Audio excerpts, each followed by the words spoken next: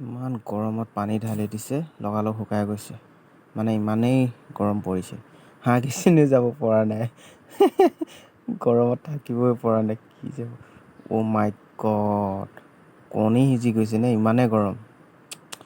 কুকুৰো খোজ কাঢ়িব পৰা নাই। বাপৰে বাপ, ইমান গৰম জেগাত মানুহ কেনেকৈ জীয়াই থাকে? ডিকি ফুলি গ'ল। বাপৰে, অ' মাই গড, কুকুৰেও এনেকৈ পানীত যাবলগীয়া হৈছে।